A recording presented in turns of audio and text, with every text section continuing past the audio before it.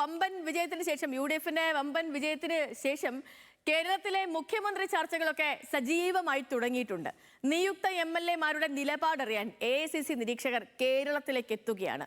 സംസ്ഥാനത്ത് UDF തരംഗം സൃഷ്ടിക്കുന്നതിൽ നിർണായക പങ്ക് വഹിച്ച VD സതീശനാണ് മുൻതൂക്കമെങ്കിലും മുതിർന്ന നേതാവ് രമേശ് ചെന്നിത്തലയും AICC ജനറൽ സെക്രട്ടറി KC വേണുഗോപാലും സാധ്യതാ പട്ടികയിലുണ്ട്.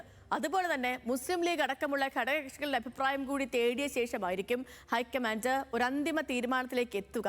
മെയ് 10-നകം മുഖ്യമന്ത്രി പ്രഖ്യാപിക്കുമെന്നാണ് സൂചന. ബിനിൽ നമുക്കൊപ്പം ചേർന്നുണ്ട് തിരുവനന്തപുരത്ത് നിന്നും തത്സമയം. Binil, good morning. ഈ ജയിച്ചു കഴിഞ്ഞാൽ 2 ദിവസത്തിനകം ഹൈക്കമാൻഡ് മുഖ്യമന്ത്രിയെ പ്രഖ്യാപിക്കുമെന്നായിരുന്നു VD സതീശൻ പറഞ്ഞത്. അദ്ദേഹത്തിന്റെ പ്രതികരണം അങ്ങനെയാണ്.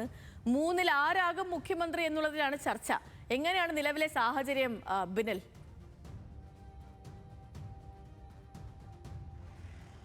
Sethu, good morning. ഈ 3 പേരിൽ ആരാകും മുഖ്യമന്ത്രി എന്നുള്ളത് തന്നെയാണ് കേരളം ഇപ്പോൾ ഉറ്റുനോക്കുന്നത്. 3 പേരുടെയും പേരുകൾ സജീവമായി ഉണ്ടുതാനും. ഇന്നാണ് ഹൈക്കമാൻഡ് പ്രതിനിധികൾ ഇവിടേക്ക് കേരളത്തിലേക്ക് എത്തുക. ഇന്നും നാളെയുമായി ചർച്ചകൾ പൂർത്തീകരിക്കാനാണ് തീരുമാനം. എന്തായാലും തർക്കങ്ങൾ ഉണ്ടാകും എന്നുള്ളത് ഉറപ്പാണ്. അവിടെ ഇപ്പോൾ തന്നെ രമേശ് ചെന്നിത്തല വിഭാഗം അവിടെ കടുംപിടുത്തം, അതായത് മുഖ്യമന്ത്രി സ്ഥാനത്തേക്ക് വരണം എന്നുള്ള കാര്യം ഹൈക്കമാൻഡിന്റെ ഒരു വിഭാഗത്തെ അറിയിച്ചു എന്നുള്ളതാണ് നമുക്കിപ്പോൾ ലഭ്യമാകുന്ന വിവരം. ഘടകകക്ഷികളുടെ അടക്കം പിന്തുണ ഉറപ്പായിക്കൊണ്ടായിരിക്കും ഈ മുഖ്യമന്ത്രി സ്ഥാനത്തേക്ക് ഒരാളെ തീരുമാനിക്കുക ഹൈക്കമാൻഡ്. അത് നേരത്തെ തന്നെ മുസ്ലിം ലീഗ് അക്കാര്യത്തിൽ ഒരു നിലപാട് അവർ പ്രഖ്യാപിച്ചതാണ്. അല്ലെങ്കിൽ അവരുടെ നേതൃയോഗത്തിൽ VD സതീശനെ പിന്തുണയ്ക്കാൻ ഒരു തീരുമാനം എടുത്തതാണ്. നേരത്തെ സാദിഖലി തങ്ങളും അത് പറയുകയും ചെയ്തതാണ്. പക്ഷെ പിന്നീട് മുസ്ലിം ലീഗിലെ ഒരു വിഭാഗം അല്ലെങ്കിൽ അവരുടെ പാർട്ടിക്കകത്ത് പറഞ്ഞൊരു കാര്യം, അങ്ങനെ പരസ്യമായി ഇപ്പോൾ ഒരു നിലപാട് ഇല്ലായിരുന്നു എന്നൊരു കാര്യമാണ് അവിടെ ആ പാർട്ടിക്കകത്ത് പറഞ്ഞിട്ടുള്ളത്.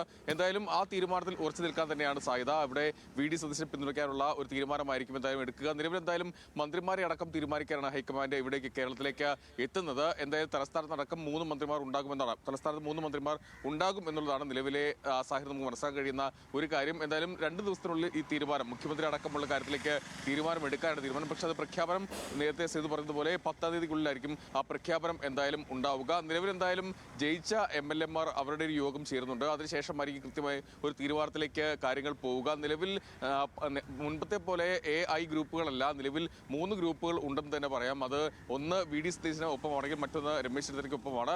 മറ്റൊന്ന് മത്സരിക്കാത്ത AICC സംഘടനാ ചുമതലയുള്ള ജനറൽ സെക്രട്ടറി KC വേണുഗോപാലാണ്. അദ്ദേഹം തുടക്കത്തിൽ തന്നെ ഇവിടേക്ക് മുഖ്യമന്ത്രി വരും എന്നൊരു അഭ്യൂഹമുണ്ടായിരുന്നു. ഇരിക്കൂറിൽ നിന്ന് സജി ജോസഫ് രാജിവെച്ച് അദ്ദേഹം മത്സരിച്ച് നിയമസഭയിലേക്ക് എത്തിയ മുഖ്യമന്ത്രിയാകും എന്നുള്ള ഒരു അഭ്യൂഹമാണ്, വാർത്തകളാണ് പുറത്തേക്ക് വന്നിരുന്നത്. എന്തായാലും അന്തിമ ഒരു തീരുമാനം അതിലേക്ക് ആയിട്ടില്ല. പക്ഷേ ഇന്നും നാളെയുമായി അത്തരം ചർച്ചകൾ ഉയർന്നു വരും. എന്തായാലും മുഖ്യമന്ത്രി സ്ഥാനത്തേക്കുള്ള ചർച്ച വേഗത്തിൽ തന്നെ പൂർത്തിയാക്കി മുഖ്യമന്ത്രി പ്രഖ്യാപിക്കാൻ തന്നെയായിരിക്കും ഹൈക്കമാൻഡിന്റെ ഒരു നിലപാട്. ഏതായാലും 10-നുള്ളിൽ ആ തീരുമാനം ഉണ്ടാകുമെന്നാണ് നമുക്കിപ്പോൾ ലഭ്യമാകുന്ന സൂചന. ചെയ്തു. ഓക്കെ, ശരി ബിനിൽ. അങ്ങനെ മുഖ്യമന്ത്രി സ്ഥാനത്തേക്ക് ആര് വരും എന്നുള്ളതിൽ ചർച്ചകൾ തുടങ്ങിയിട്ടുണ്ട്. കോൺഗ്രസിനുള്ളിൽ UDF-നുള്ളിൽ ഹൈക്കമാൻഡ് ആകും അന്തിമമായ ഒരു തീരുമാനം പ്രഖ്യാപിക്കുക.